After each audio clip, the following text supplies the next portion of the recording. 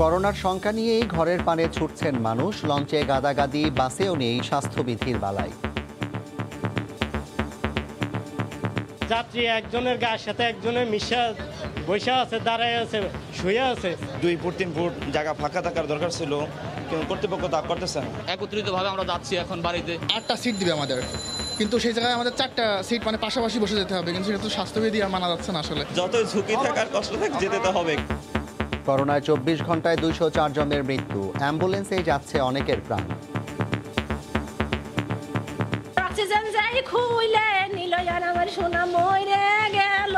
এখানে আনতে আনতে আর বেড সবসময় বুকই থাকতেছে। ঈদের পর বিধিনিষেধে বন্ধ থাকবে পোশাক কারখানা। শিল্প কলকারখানা বন্ধ রেখে এটা সবচেয়ে কঠোরতম একটা হতে যাচ্ছে। দেখছিলেন প্রধান শিরোনাম। রাতের সময়ের সঙ্গে আছি আমি জাফর সাদিক। এবার অন্যান্য শীর্ষ সংবাদ। করোনায় শত শত মৃত্যুর মধ্যে একদিনে রেকর্ড ডেঙ্গু রোগী শনাক্ত। 81 জনের মধ্যে 80 জনই ঢাকার।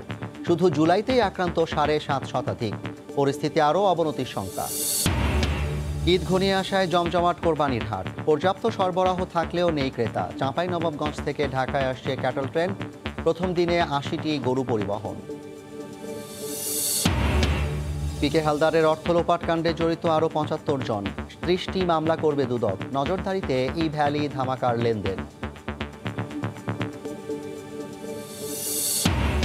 এবং জার্মানি সহ ইউরোপের পশ্চিমাঞ্চলে বন্যায় মৃতের সংখ্যা 150 ছাড়ালো। নিখোঁজ 1300-র বেশি। কয়েক ঘন্টার বৃষ্টিতেই ডুবেছে ভারতের মুম্বাই।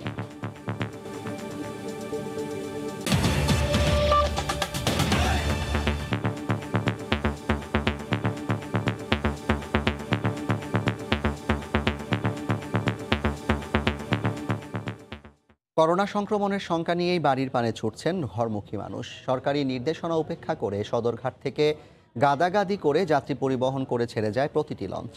রাজধানীর বাস কাউন্টারেও যাত্রী চাপে স্বাস্থ্যবিধি চরমভাবে উপেক্ষিত। বাসে কিংবা কাউন্টারে কোথাও নেই জীবাণুনাশক স্প্রে। দ্বিগুণ ভাড়া নিয়েও বসানো হচ্ছে পাশাপাশি আসনে। তবে নিয়ম মেনে কমলাপুর থেকে ছেড়ে যায় ট্রেন। সরকারি নির্দেশনা অনুযায়ী লঞ্চের ডেকে 60% ভাড়া বাড়ানোর বিনিময়ে অর্ধেক যাত্রী পরিবহন করার কথা, কিন্তু ঈদযাত্রার তৃতীয় দিন সদরঘাট থেকে ছেড়ে যাওয়া প্রত্যেকটি লঞ্চের ডেকের দৃশ্য ছিল এমন। মানুষের ঠাসা ছিল এক একটি লঞ্চের ডেক, যেখানে মাস্ক পরা কিংবা সামাজিক দূরত্ব মানার কোনো বালাই ছিল না। যাত্রীদের অভিযোগ, ডেকে প্রত্যেক যাত্রীর 2 পাশে 3 ফুট করে ফাঁকা রাখতে ছিল না প্রশাসনের কোনো তৎপরতাও।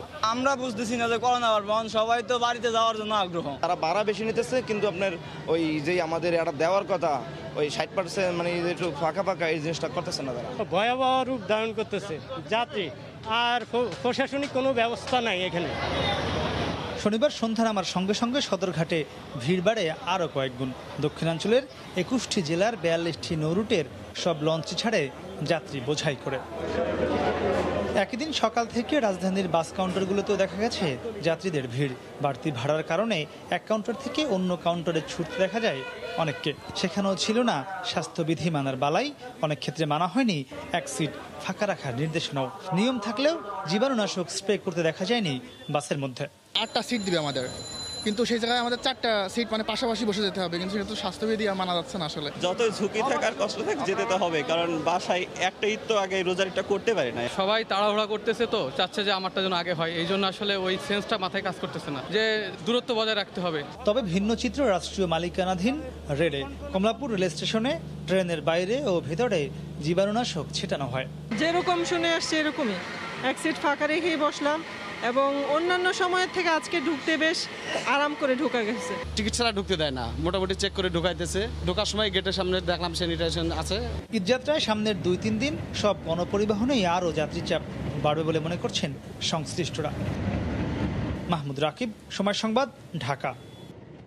কোনোভাবেই যখন কমছে না করোনায় আক্রান্ত মৃত্যু, তখন ঈদযাত্রায় পরিস্থিতি নিয়ন্ত্রণে আরও বাইরে চলে যাওয়ার শঙ্কায় স্বাস্থ্য বিভাগ। দেশের সবশেষ 24 ঘন্টায় 204 জন মারা গেছেন। ঢাকায় সর্বোচ্চ 82 জনের প্রাণহানি হয়েছে। শনাক্ত হয়েছেন 8,889 জন। রিপোর্টার ও জেলা প্রতিনিধিদের পাঠানো তথ্য ছবিতে রিপোর্ট। হাসপাতালগুলো রোগীদের দীর্ঘশ্বাসে ভারী হয়ে উঠেছে। কোনোভাবে মৃত্যুর ঢল আটকানো যাচ্ছে না। মুহূর্তেই চোখের সামনে প্রিয়জনকে কেড়ে নিচ্ছে করোনা ভাইরাস। আমার শোনা ভালো ছিল, 2টা কমলা লেবু খাইলো আর অক্সিজেন যাই খুইলে নিল, আর আমার শোনা মরে গেল। ঘরে ঘরে এখন যে হারে জ্বর, সর্দি, শ্বাসকষ্টের রোগী, তাতে বাড়ির পানে ছুটে চলা মানুষের স্রোত শঙ্কা বাড়াচ্ছে আরও। নেই আইসোলেশনের বিধিনিষেধ, ভবিষ্যৎ নিয়ে চিন্তিত স্বাস্থ্য বিভাগ। জনগণ সচেতন না হলে আমরা লোকবল বা আমাদের বেড সংখ্যা যাই বাড়াই না কেন, আমরা আসলে কোভিড পরিস্থিতি মোকাবেলায় হিমশিম খেয়ে যাব। মৃত্যুর মিছিল বাড়ছে খুলনায়। ঢাকার পরেই সবচেয়ে বেশি মৃত্যু হয়েছে এ অঞ্চলে। একদিনেই 49 জন মারা গেছেন। চট্টগ্রামেও পাল্লা দিয়ে বাড়ছে প্রাণহানি। 24 ঘন্টায় বিভাগটিতে 32 জনের মৃত্যু হয়েছে। আর ডেল্টা ভ্যারিয়েন্ট শনাক্তের পর থেকেই নিয়ন্ত্রণহীন রাজশাহী। একদিনে 20 জনের প্রাণ ঝরেছে। রোগীকে আনার সাথে সাথে অক্সিজেন দেওয়ার প্রয়োজন হচ্ছে, আইসিইউর প্রয়োজন হচ্ছে। বেড সবসময় বুকই থাকতেছে। বেসামাল পরিস্থিতি রংপুর বিভাগেও মারা গেছেন 10 জন। আর বরিশালে 24 ঘন্টায় 5 জনের মৃত্যু হয়েছে। রোগীর অতিরিক্ত চাপ ময়মনসিংহে। কোভিডে একদিনে প্রাণহানি হয়েছে 4 জনের। গত কয়েকদিন যাবৎ রাস্তায় অনেক জ্যাম, এই জন্য কিন্তু আমাদের সাপ্লাই চেনটা প্রপারলি কাজ করতে পারতেছে না। একক জেলা হিসেবে সর্বোচ্চ মৃত্যু হয়েছে কুমিল্লায়, মারা গেছেন 15 জন।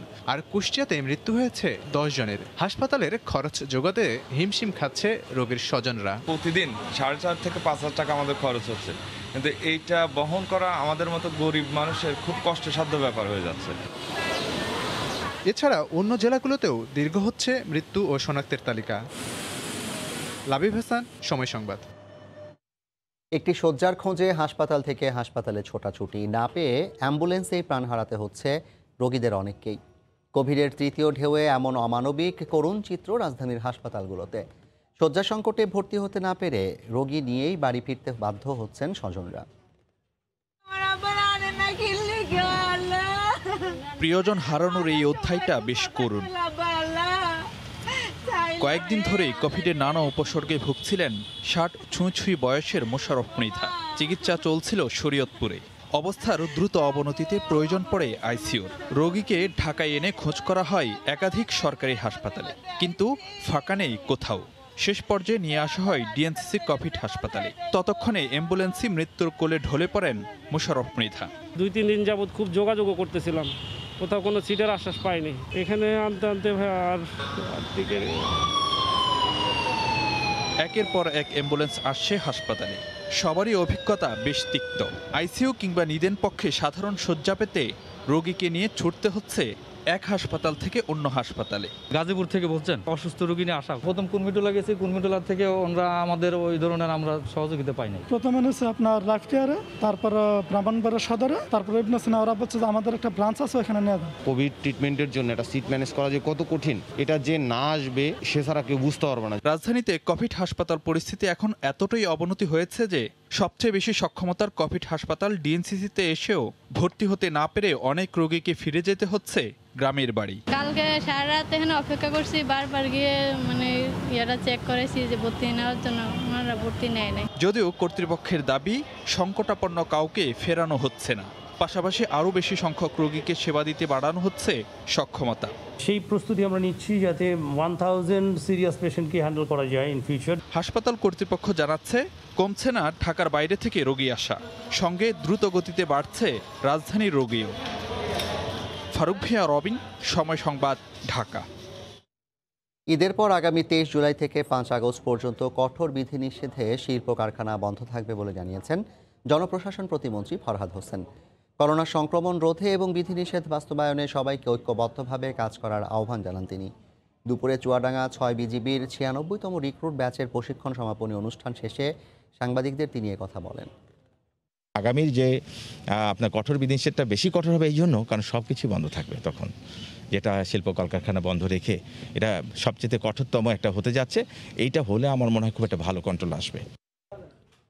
দেশের করোনা ও ডেঙ্গু পরিস্থিতি নিয়ে কথা বলতে স্টুডিওতে আছেন রিপোর্টার কামরুজ্জামান মামুন। মামুন, আপনাকে স্বাগত জানাচ্ছি স্টুডিওতে। মামুন, আপনি অবশ্যই আপনার কাছে থাকা যে দেশের ডেঙ্গু এবং করোনা পরিস্থিতি নিয়ে তথ্যগুলো আছে সেগুলো জানাবেন। ধন্যবাদ জহর আপনাকে। জানিয়ে রাখি যে করোনা সংক্রমণ কিন্তু বর্তমানে ভয়াবহ আকার ধারণ করেছে। আপনি নিশ্চয়ই জানেন যে গত 5 দিনে আমরা দেখেছি যে 12,000-এর নিচে কিন্তু শনাক্তের সংখ্যা নামেনি, এবং মৃত্যুর সংখ্যাও কিন্তু শুক্রবার ছাড়া আগের 5 দিন ছিল 200-র ওপরে। শুক্রবার 200-র নিচে নামলে আজ কিন্তু আবার 200-র ওপরে উঠেছে। এ থেকে বোঝা যাচ্ছে যে করোনা সংক্রমণের কোন ভয়াবহ অবস্থায় আমরা এখন অবস্থান করছি। আমরা যদি শুরুতে একটু দেখে নিতে চাই যে 24 ঘন্টায় শনাক্ত, আজকে গত 24 ঘন্টায় যে শনাক্ত হয়েছে 8,489 জন, এবং এই যে 8,489 জন শনাক্ত হয়েছে তার মধ্যে কিন্তু ঢাকায় 4,480 জন, অর্থাৎ মোট যে শনাক্ত, এই মোট শনাক্তের 50% কিন্তু ঢাকার। আমরা যেমন জাফর এই ডেল্টা ভ্যারিয়েন্টের সংক্রমণ যখন ছড়িয়ে পড়ছিল সীমান্ত এলাকাগুলোতে, সীমান্তর জেলাগুলোতে, তখন কিন্তু আমরা দেখছিলাম যে ঢাকা অনেকটা নিরাপদ ছিল। ঢাকায় সংক্রমণ এবং মৃত্যু কিন্তু সীমান্তের ওই সংক্রমিত জেলাগুলোর চেয়ে অনেক কম ছিল। কিন্তু এখন আমরা দেখছি যে সীমান্ত থেকে কেন্দ্রে কিন্তু এই সংক্রমণ ছড়িয়ে পড়েছে এবং ঢাকায় আজকে কিন্তু 82 জন মারা গিয়েছে। আপনি নিশ্চয়ই জানেন, একটু আগে যে প্রতিবেদনটি আমরা দেখলাম তাতে কিন্তু এটি উল্লেখ করা ছিল। আমরা যদি একদিনে সর্বোচ্চ শনাক্ত মৃত্যু এ পর্যন্ত দেখতে চাই তাহলে আমাদের জুলাই মাসের দিকে নজর দিতে হবে, কেননা এই পর্যন্ত 8 মার্চ গত বছরের প্রথম যে শনাক্ত হয়েছিল করোনা ভাইরাস, তারপর থেকে এই পর্যন্ত জুলাই মাসে, এই চলতি মাসে কিন্তু সর্বোচ্চ শনাক্ত এবং সর্বোচ্চ মৃত্যু এই দুটি রেকর্ডে কিন্তু হয়েছে। আমি যদি বলি 12 জুলাই সর্বোচ্চ করোনা রোগী শনাক্ত হয় 13,768 জন, যেটি এ যাবৎকালের মধ্যে সর্বোচ্চ মৃত্যুও কিন্তু এই জুলাইয়ের 11 তারিখে 230 জন প্রাণ হারিয়েছেন এই প্রাণঘাতী ভাইরাসে। তো এই যে করোনা ভাইরাসের সংক্রমণ এবং মৃত্যু তা কিন্তু দিনকে দিন বাড়ছে। এর আগেও যে প্রতিবেদনটি আমরা দেখেছিলাম যে এর ভেতরেও কিন্তু মানুষজন যারা ঘরমুখী মানুষ তারা ঈদ করতে যাচ্ছেন, এবং বিশেষজ্ঞদের সাথে আমরা কথা বলে যেটি জানছি যে এই যে যারা ঈদ করতে যাচ্ছেন সেক্ষেত্রে কিন্তু অধিকাংশ জায়গাতেই আমরা দেখছি স্বাস্থ্যবিধি মানা হচ্ছে না, মাস্ক নেই বা সামাজিক দূরত্ব নেই, যেটি আসলে এই যে ডেল্টা ভ্যারিয়েন্ট যেটি ভয়াবহ আকার ধারণ করেছে তার সংক্রমণ কিন্তু আরও বাড়িয়ে দেওয়ার একটা আশঙ্কা বা আরও সংক্রমণ বেড়ে যাওয়ার আশঙ্কা তৈরি হচ্ছে এখান থেকে। জাফর, এই যে করোনা সংক্রমণ বাড়ছে, আমরা প্রথমে দেখেছিলাম যে ভ্যাকসিন প্রথম দফার পরে দ্বিতীয় দফায় যখন চলতি মাসের 13 তারিখ থেকে গণটিকা কার্যক্রম শুরু হলো, আমাদের যে ভ্যাকসিনে স্থবিরতা তৈরি হয়েছিল সেই স্থবিরতা কাটিয়ে যখন আবার পুনরায় ভ্যাকসিনেশন কার্যক্রম শুরু হলো, আমরা দেখেছি সেই সময় থেকে যে ভ্যাকসিন নিতে কিন্তু মানুষের ব্যাপক আগ্রহ, এবং আমরা দেখেছি লম্বা সারি ধরে কিন্তু মানুষ ভ্যাকসিন নিয়েছেন। যদি সম্প্রতি দেশে আসা যে টিকা, সেই টিকার সংখ্যাগুলো একটু আমরা জানতে চেষ্টা করি, তাহলে বলি আপনাকে সিনোফার্মের কিন্তু 31 লাখ টিকা আমাদের কাছে এসেছে, ফাইজার ঢাকায় এসেছে 1 লাখ, এবং মডার্নার 25 লাখ টিকা কিন্তু দেশে এসেছে, এবং মডার্নার থেকে কিন্তু আরও 30 লাখ টিকা পাওয়ার প্রতিশ্রুতি আমরা যুক্তরাষ্ট্রের কাছ থেকে পেয়েছি। তো এই যে টিকা আসছে এবং আরও টিকার প্রয়োজন আমাদের রয়েছে, এই টিকার যে ভ্যাকসিনেশন কার্যক্রম সেটি চলমান রয়েছে। অ্যাস্ট্রাজেনেকার টিকা যারা প্রথম ডোজ নিয়েছিলেন তাদের ভেতর থেকে কিন্তু অনেক মানুষ আছেন যারা প্রথম ডোজ নিয়েছিলেন কিন্তু দ্বিতীয় ডোজ তারা এখনও পাননি, সেটি প্রায় 14 লাখ আপনি যেটি বললেন। তো এই যে এই করোনা ভাইরাসের সংক্রমণ এবং করোনা ভাইরাসের যে ভয়াবহ আকার, মানুষের মধ্যে আতঙ্ক, হাসপাতালে কান্না, সব কিছু ছাপিয়ে কিন্তু আমরা দেখছি যে এই করোনা ভাইরাস মহামারীর মধ্যেই, এই অতিমারির মধ্যে কিন্তু আরেকটি উদ্বেগ আমাদেরকে নাড়া দিচ্ছে, তা হলো যে ডেঙ্গু। একে তো আমরা করোনার যে সংক্রমণ বা করোনায় যে মৃত্যু তা নিয়ে আমরা ব্যথিত, তার ভেতরে ডেঙ্গু নতুন করে হানা দিচ্ছে, এবং আমরা দেখেছি যে 24 ঘন্টায় কিন্তু সর্বোচ্চ মৃত্যুর ঘটনা ঘটেছে এইবার। আমরা প্রথমে এই ডেঙ্গু নিয়ে একটি প্রতিবেদন তৈরি করা হয়েছে, আমরা সেটি দেখে আসব। করোনা মহামারীর মধ্যেই পাল্লা দিয়ে বেড়ে চলা ডেঙ্গু নিয়ন্ত্রণে চিরুনি অভিযানে নেমেছে ঢাকার 2 সিটি কর্পোরেশনই, কিন্তু তাতেও লাগাম টানা যাচ্ছে না পরিস্থিতির। শনিবার স্বাস্থ্য অধিদপ্তর দিল উদ্বেগজনক তথ্য। দেশে চলতি বছরে 24 ঘন্টায় রেকর্ড 81 জন ডেঙ্গু রোগী হাসপাতালে ভর্তি হয়েছেন, এর মধ্যে 80 জনই ঢাকা। মাসভিত্তিক হিসেবেও চোখ রাঙাচ্ছে, আগের মাসের তুলনায় প্রায় 3 গুণ রোগী বেড়েছে চলতি মাসের অর্ধেক সময়ই। এবছর এখন পর্যন্ত শনাক্ত 1139 জনের মধ্যে জুলাইয়ের প্রথম 17 দিনে ডেঙ্গু শনাক্ত হয়েছেন 767 জন। এটা একটা অ্যালার্মিং বিষয়। এখন ধরেন ডেঙ্গু তো অনেক সময় সিভিরিটি করে ফেলে, অনেক কিছু রোগীদের ক্ষেত্রে খারাপ হবে। ডেঙ্গুর ঊর্ধ্বগতিতে লাগাম টানতে না পারলে হাসপাতাল পরিস্থিতি আরও নাজুক হওয়ার শঙ্কা স্বাস্থ্য অধিদপ্তরের, তাই নগরবাসীর সতর্কতার ওপর জোর দিচ্ছে প্রতিষ্ঠানটি।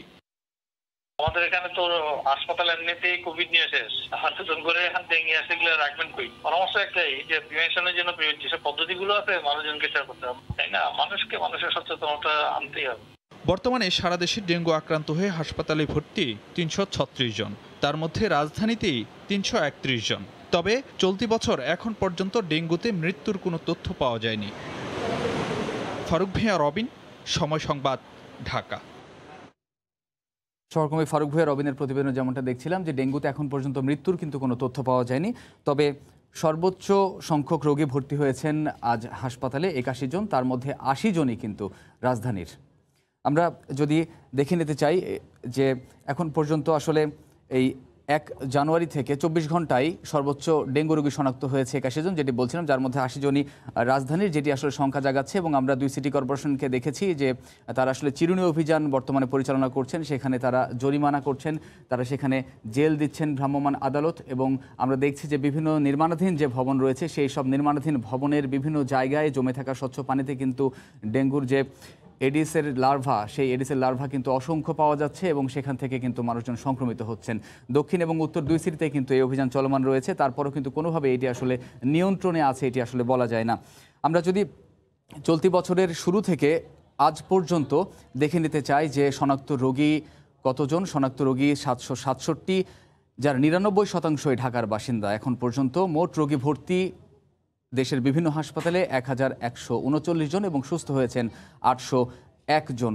তো এই যে করোনা অতিমারির মধ্যেই আবার ডেঙ্গুর প্রকোপ তৈরি হয়েছে, তাতে কিন্তু আসলে নগরবাসী থেকে শুরু করে পুরো দেশবাসী আসলে ব্যাপারটি নিয়ে চিন্তিত। আমরা এর আগে টিকার কথা যখন বলছিলাম তখন কিন্তু আপনাদের জানাচ্ছিলাম যে কতগুলো টিকা সম্প্রতি আমাদের হাতে এসে পৌঁছেছে এবং আজ রাতে কিন্তু সিনোফার্মের আরও 20 লাখ ডোজ টিকা এসে পৌঁছাচ্ছে দ্বিতীয় দফায়, অর্থাৎ 2 বারে। প্রথমবার 10 লাখ এবং তারপরে 2টি বিমানে করে আসছে আসলে এই 20 লাখ টিকা বাংলাদেশে। আমরা চীনের সঙ্গে আমাদের যে চুক্তি হয়েছিল টিকা কেনার, যে আমরা 2 দফায় 3 কোটি ডোজ টিকা কেনার যে চুক্তি হয়েছে, সেই চুক্তিরই অংশ হিসেবে কিন্তু আজ আরও 20 লাখ ডোজ টিকা বাংলাদেশে এসে পৌঁছাচ্ছে।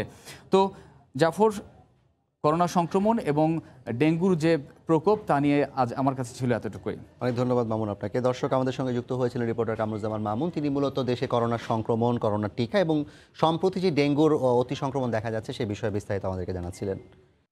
এবার কোরবানির পশুর হাটের খবর।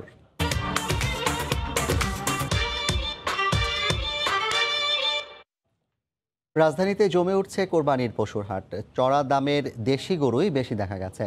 তবে ক্রেতাদের অভিযোগ, বাজার কারসাজি করে পশুর দাম দ্বিগুণ বাড়িয়েছেন ব্যাপারীরা। জমজমাট পশুর হাটে হঠাৎই দেখা মেসির। না, সদ্য কোপাজয়ী আর্জেন্টাইন অধিনায়ক নন, এই মেসি এসেছেন কুষ্টিয়া থেকে। কাঁঠাল, ছোলা, গুড় সহ যার খাদ্য তালিকাও বেশ চমকপ্রদ। নাম হচ্ছে মেসি, ওজনটা হচ্ছে 1000 কেজি, দামটা হচ্ছে 8 লক্ষ টাকা। দরজায় কড়া নাড়ছে ঈদুল আজহা। রাজধানীর পশুর হাটগুলো তাই ক্রেতা বিক্রেতাদের দর কষাকষিতে মুখর। বাজারের ছোট কিংবা মাঝারি কোনো গরুর দামই লাখ টাকার নিচে নয়। করোনাকালে দামের এমন চড়া ভাব নিয়ে তাই কিছুটা আক্ষেপ রয়েছে ক্রেতাদের। হাটে অভিযোগ, ব্যাপারীরা বেঁধেছেন অদৃশ্য জোট। 1 লাখের নিচে কোনোটাই গরু পাচ্ছি না। ব্যাপারীরা সব শুয়ে বসে আছে, মানে গরুর কাছে নাই, এটা বেচার ইচ্ছাই নাই। এই জায়গায় সিন্ডিকেট হয়ে গেছে। ঢাকায় আসা বেশিরভাগ ব্যাপারী গরু কিনে এনেছেন গ্রামগঞ্জ থেকে। তাদের দাবি, চড়া দামে কিনতে হয়েছে পশু, তাই কমানোর সুযোগ নেই। লসের কোনো শেষ থাকবে না, কারণ এক একটা করে 3 লাখ 3.5 লাখ টাকা দামের জিনিস, লস গেলে তো এক একটা পর 1.5 লাখ করে দাম। দেশেও চড়া, এবার দেশে চড়ার জন্য এখানে বাজার একটু চড়া বেচতে হচ্ছে। কোরবানির হাট ব্যবস্থাপনা নিয়ে তেমন কোনো অভিযোগ না থাকলেও স্বাস্থ্যবিধি মানছেন না অনেকেই। আমাদের এখানে আর্মি কাজ করতেছে, পুলিশ কাজ করতেছে, র্যাব কাজ করতেছে, এনএসএল লোকেরা কাজ করতেছে। তাদের বুদ্ধি পরামর্শে আমরা কিন্তু হাট কিন্তু এখানে পরিচালনা করতেছি। তারপরও আমি এটা বলবো না যে আমি 100% এখানে আমাদের কন্ট্রোল করতে পেরেছি। বরাবরের মতোই 5% হাসিলে পশু বেচাকেনা চলছে হাটগুলোতে। নিরাপত্তায় রয়েছে পুলিশের কড়া নজরদারি। জুবাইর ফয়সাল, সময় সংবাদ, ঢাকা। এদিকে কোরবানির পশু পরিবহনের জন্য চাঁপাইনবাবগঞ্জ থেকে ঢাকায় আসছে স্পেশাল ক্যাটল ট্রেন। প্রতিটি ওয়াগনে 20টি গরু, 40টি ছাগল, ভেড়া পরিবহন করা হচ্ছে। ট্রেন ছাড়ার আগেই গরু নিয়ে স্টেশনে হাজির হন ব্যাপারীরা। চাঁপাইনবাবগঞ্জ থেকে স্পেশাল ক্যাটল ট্রেনে এই গরুগুলো যাচ্ছে ঢাকায়। রেলওয়ে কর্তৃপক্ষের সিদ্ধান্ত অনুযায়ী 17 থেকে 19 জুলাই এই 3 দিন চাঁপাইনবাবগঞ্জ রাজশাহী হয়ে ঢাকা রুটে ট্রেনটি চলাচল করবে। ওয়াগনগুলোতে বাঁশের ফ্রেমে বেঁধে কোরবানির পশুগুলো পরিবহনের উপযোগী করা হয়েছে। প্রতিটি ওয়াগনে 20টি করে গরু পরিবহন করা যাবে। প্রতিটি গরুর জন্য ভাড়া 592 টাকা এবং ছাগল ও ভেড়ার ক্ষেত্রে ভাড়া গুনতে হবে 296 টাকা। প্রথম দিন 4টি ওয়াগনে 80টি গরু পাঠানো হয়েছে বলে জানান স্টেশন মাস্টার। প্রধানমন্ত্রী প্রান্তিক চাষি এবং ব্যবসায়ীদের সুবিধা অর্থে ট্রেনটি চালু করেছে। ট্রেনের ভিতর গরু খাওয়া দাওয়া করছে, ট্রাকে কিন্তু এই সুযোগটা পায় না। তো আমি মনে করি যে এটা সরকারের একটা অত্যন্ত ভালো উদ্যোগ। এই স্পেশাল ট্রেন চালুর ফলে সড়কপথে ঘন্টার পর ঘন্টা অপেক্ষার পালা যেমন শেষ হবে, তেমনি কোরবানির পশু ছিনতাই ও ট্রাকে চাঁদাবাজির অবসান হবে বলে জানান ব্যাপারীরা। এই উদ্যোগকে সাধুবাদ জানাই। 6 ঘন্টার মধ্যে ঢাকা পৌঁছে যাবো, আবার ভাড়া তো অনেক সাশ্রয়, মাত্র 11,000 টাকায় আমরা একটা বগি পাচ্ছি। কোরবানির ঈদকে সামনে রেখে নেয়া সরকারের এমন উদ্যোগকে সাধুবাদ জানিয়েছে এই সংসদ সদস্য। যেসব খামারি সেই ট্রেনে যাবে, সেই ট্রেনেও কিন্তু একটা আলাদা বগি লাগা আছে, যে বগিতে বসে তারা আরামে যেতে পারবে। চাঁপাইনবাবগঞ্জ থেকে প্রতিটি ওয়াগনের ভাড়া নিতে গুনতে হচ্ছে 11,830 টাকা। সাইফুর রহমান রকি, সময় সংবাদ, চাঁপাইনবাবগঞ্জ। পিকে হালদারের অর্থ লোপাটকাণ্ডে জড়িত আরও 75 জনের নাম উঠে এসেছে দুদকের তদন্তে। তাদের বিরুদ্ধে 30টি মামলা করতে যাচ্ছে দুদক। এদিকে এই ভ্যালি ও ধামাকার অনিয়মের বিষয়টি নজর রাখছে আর্থিক গোয়েন্দা সংস্থা। সম্প্রতি দেশের আর্থিক খাতের লুটপাটের ইতিহাসে এক বিস্ময়কর চরিত্র প্রশান্ত কুমার হালদার। কোন সংস্থা বলছে তার দুর্নীতির পরিমাণ 15,000 কোটি টাকা। তবে দুদক বলছে সঠিক হিসেব জানতে অপেক্ষা করতে হবে মামলার তদন্ত শেষ হওয়া পর্যন্ত।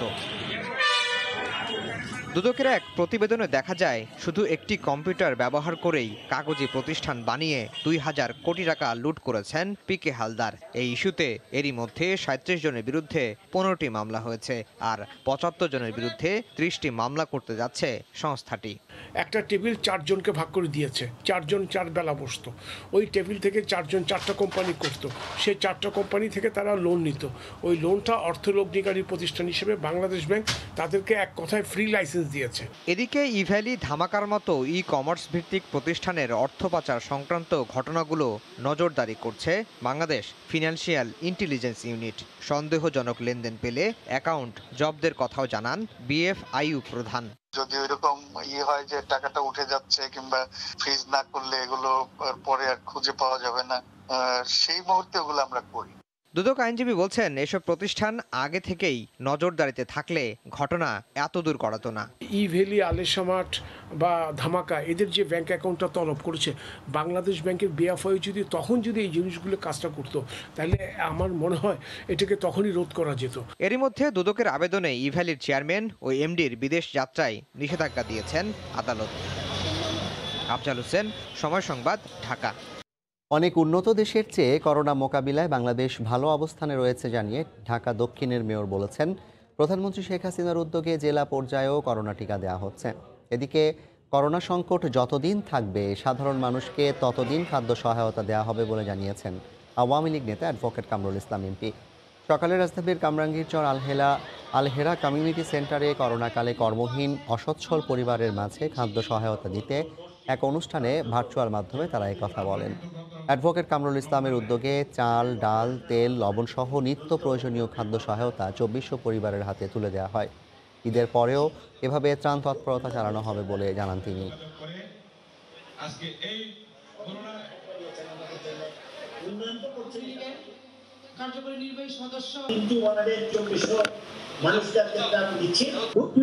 আমরা করোনা যতদিন পর্যন্ত আছে আমরা পর্যায়ক্রমে ত্রাণ দিয়ে যাব।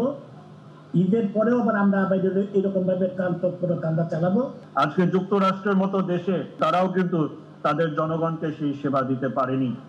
ভারতের মতো দেশে 4,13,000 মানুষ মারা গেছে এই করোনা মহামারীতে। সেখানে জেলা পর্যায়ে এখন হাসপাতালগুলোতে এখন করোনার স্বাস্থ্য সেবা কিন্তু এখন দেওয়া হচ্ছে। এটা সম্ভব হয়েছে মাননীয় প্রধানমন্ত্রীর সকল দূরদর্শী কার্যক্রমে। করোনাকালে দ্বিতীয়বারের মতো শুরু হলো পবিত্র হজের আনুষ্ঠানিকতা।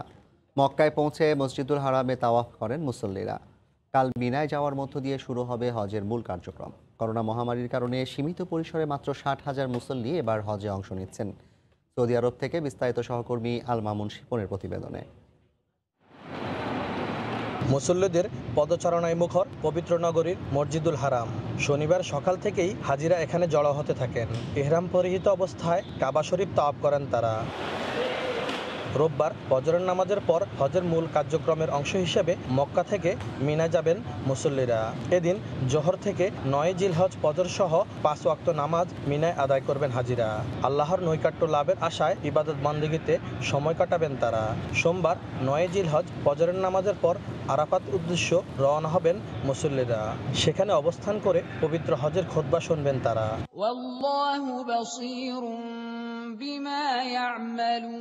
সূর্যাস্ত পর্যন্ত আরাফার ময়দানের অবস্থানের পর মুজদালিফার উদ্দেশ্যে রওনা হবেন হাজিরা। সেখানে রাত্রি যাপন শেষে ১০ জিলহজ আবার মিনায় ফিরে জামারাতে শয়তানকে পাথর নিক্ষেপ করে কোরবান শেষে পবিত্র হেরাম শরীফের বিদায় তাওয়াফ করবেন তারা। করোনা মহামারীর মধ্যে এবারের হজ ব্যবস্থাপনায় সৌদি সরকারের দেয়া বিভিন্ন শর্ত পূরণ করে মাত্র ৬০,০০০ মুসল্লি পবিত্র হজে অংশ নিয়েছেন। এদের মধ্যে অনেক প্রবাসী বাংলাদেশিও রয়েছেন। ৬০,০০০ লোকের মধ্যে আমি একজন বাংলাদেশি অনুমতি পাইছি হজের। এই জন্য আমি বাংলাদেশি হিসাবে অনেক গর্বিত। দোয়া করি আল্লাহ যেন আমাদের এই পৃথিবীকে আবার নতুন করে কোভিড থেকে মুক্ত করে নতুন পৃথিবী হয়। এবার মসজিদে নামিরা থেকে হজের খুতবা দেবেন মসজিদুল হারামের ইমাম ও খতিব শায়েখ ডক্টর বান্দার বালিলা। বাংলা সহ ৯টি ভাষায় অনুবাদ করে প্রচার করা হবে খুতবা। দ্বিতীয়বারের মতো সীমিত পরিসরে স্থানীয় এবং প্রবাসী নাগরিকদের নিয়ে মাত্র ৬০,০০০ হজযাত্রীদের সমন্বয়ে অনুষ্ঠিত হচ্ছে এবারের পবিত্র হজ। ইতিমধ্যে হজযাত্রীরা পবিত্র কাবা শরীফে অবস্থান করছেন এবং সেখানে অবস্থান করে হজযাত্রীরা প্রার্থনা করছেন যেন পৃথিবী থেকে অচিরেই দূর হয় এই মহামারী করোনা। পুনরায় লক্ষ লক্ষ ধর্মপ্রাণ মুসলমানদের নিয়ে অনুষ্ঠিত হবে মুসলমানদের সবচেয়ে ধর্মীয় উৎসব পবিত্র হজ। আল মামুন শিপন, সময় সংবাদ, সৌদি আরব। দেশের বাইরের খবর। জার্মানি সহ ইউরোপের পশ্চিমাঞ্চলে বন্যায় মৃতের সংখ্যা ১৫০ ছাড়িয়ে গেছে, নিখোঁজ ১৩০০-র বেশি। যোগাযোগ ব্যবস্থা ভেঙে পড়ায় ব্যাহত হচ্ছে উদ্ধার কাজ। পরিস্থিতি আরও অবনতির আশঙ্কা করা হচ্ছে। সবচেয়ে বেশি খারাপ অবস্থা জার্মানির। সেখানকার 3টি অঙ্গরাজ্যে ভারী বৃষ্টি ও আকস্মিক বন্যায় মৃতের সংখ্যা বেড়ে দাঁড়িয়েছে ১৩৩ জনে। জার্মানি থেকে বিস্তারিত জানাচ্ছেন বিটু বড়ুয়া। সময় যতই গড়াচ্ছে জার্মানিতে বাড়ছে লাশের সংখ্যা। বিপর্যস্ত পশ্চিম জার্মানির 3টি অঙ্গরাজ্য রাইনল্যান্ড ফালস, নর্দার্ন ওয়েস্টফালেন ও জার্লান্ডে বাড়ছে লাশের সংখ্যা। এখনও নিখোঁজ রয়েছে হাজার হাজার মানুষ। তাদেরকে উদ্ধারে কাজ করছে সেনাবাহিনী, দমকল ও উদ্ধারকর্মীরা। তবে যোগাযোগ ব্যবস্থা ভেঙে পড়ায় তাদেরকে উদ্ধারে বেগ পেতে হচ্ছে উদ্ধারকর্মীদের। বিপর্যস্ত এলাকার 2টি বড় নদী রাইন এবং মোজেলের পানি বৃদ্ধি পাওয়ায় নতুন করে সেখানে বন্যার আশঙ্কা করছে জার্মান আবহাওয়া অধিদপ্তর। এখনও স্বাভাবিক হয়নি যোগাযোগ ব্যবস্থা। ভেঙে পড়েছে মহাসড়ক, একই সাথে পানির তোড়ে ভেঙে গেছে বড় বড় সেতুও। এদিকে জার্মানি ছাড়াও পার্শ্ববর্তী 3টি দেশ নেদারল্যান্ডস, বেলজিয়াম এবং লাক্সেমবার্গে পানিবন্দী রয়েছে হাজার হাজার মানুষ। তাদেরকে নিরাপদ আশ্রয়ে নিতে কাজ করছে সেনাবাহিনী। এদিকে 3টি রাজ্যে বসবাসরত প্রবাসী বাংলাদেশিরাও নিরাপদে আছেন বলেও নিশ্চিত করেছে জার্মানিতে নিযুক্ত রাষ্ট্রদূত মোহাম্মদ মোশাররফ হোসেন ভূঁইয়া। পরিবেশ বিজ্ঞানীরা বলছেন নির্বিচারে প্রকৃতির উপর যে অত্যাচার করছে সেটি এখনই বন্ধ করা না গেলে আরও বড়সড় বিপর্যয় ঠেকানো অসম্ভব হয়ে পড়বে। জার্মানি থেকে বিটু বড়ুয়া, সময় সংবাদ। এ পর্যায়ের শীর্ষ সংবাদ জানিয়ে দিচ্ছি আরেকবার।